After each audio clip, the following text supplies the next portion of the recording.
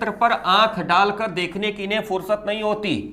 ध्यान दीजिएगा, अपने चरित्र पर आंख डाल के देखने की फुर्सत इनको नहीं होती। वो क्या देखते रहते हैं? सिर्फ दूसरे का दोष देखते हैं। मैं आपको एक कहानी निवेदन करूं। बहुत पहले गीता प्रेस से किताब छपती थी, पता नहीं अभी भी छपती होगी, हम लोग बचपन में पढ़ा करते। तो उपयोगी कहानियां एक किताब है, गीता प्रेस की छपती है। अगर अवसर मिले तो मंगा के पढ़िएगा। हर एक रेलवे स्टेशन पे गीता प्रेस के स्टॉल होते हैं। मैं आपको बड़ी विनम्रता से प्रार्थना कर रहा हूं। उपयोगी कहानियां वो पुस्तक है।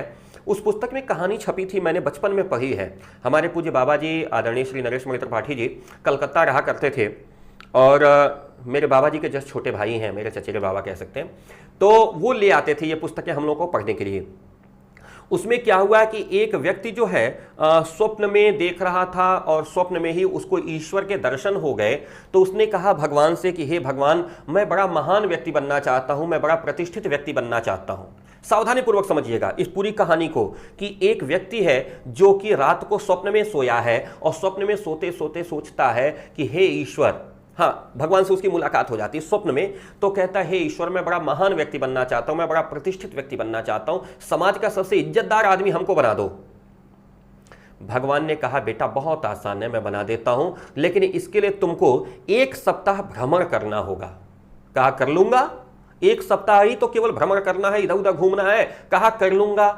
भगवान ने कहा नहीं, मैं तुमको झोला दे रहा हूं, 2 झोले दे रहा हूं, इन झोलों को कंधे पे लटका दो। ध्यान रखे, झोलों में बिल्कुल वजन नहीं है।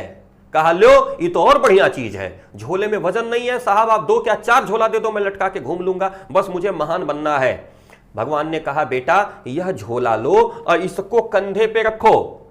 काहे लिए? एक हिस्सा आगे की तरफ रहेगा और एक हिस्सा पीछे की तरफ रहेगा। ध्यान रहे, यह जो हिस्सा आगे की तरफ है उसको देखना, लेकिन जो हिस्सा पीछे की तरफ है उसको कभी मत देखना। जितनी बार 1 सप्ताह तक प्रतिदिन सुबह और शाम अगर इस झोले में निगाह डालते रहोगे, यह जो झोला आगे लटका हुआ इसमें निगाह डालते रहोगे, तो तुम महान बन जाओगे। लेकिन एक दिन भी अगर तुमने पीछे वाले झोले में निगाह डाल दी तो फिर तुम जीवन में कभी महान नहीं बन पाओगे।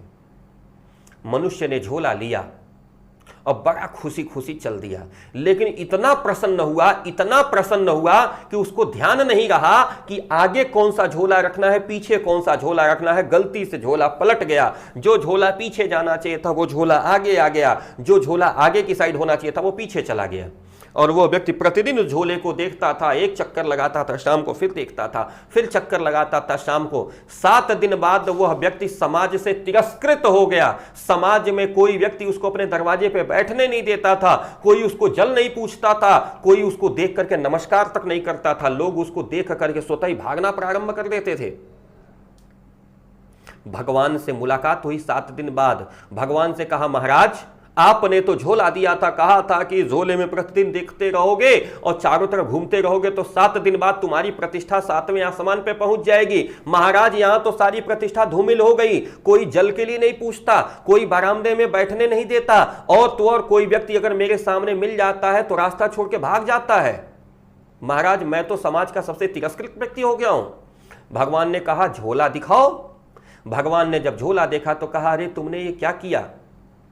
दरअसल जो झोला था ना, उसमें एक तरफ अपने दोष भरे थे जिसे देखना था, और पीछे के साइड दूसरे लोगों के दोष भरे थे जिन्हें नहीं देखना था।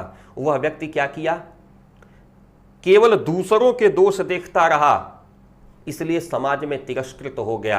जीवन में यदि आपको सम्मानित होना है, जीवन में यदि आपको प्रतिष्ठित होना है, जीवन में यदि आपको इज्जतदार बनना है, तो अपने दोषों को देखने की आदत डालिए। दूसरे के दोषों को देखेंगे समाज में तिरस्कृत हो जाएंगे, समाज में आपकी कोई प्रतिष्ठा नहीं रहेगी। कबीरा आप ठगाइए और न ठगिए कोई। ध्यान रखिएगा, अपने आप के दोषों को देखिए, अगर स्वयं के दोषों को देखेंगे। वह व्यक्ति यही गलती कर दिया था।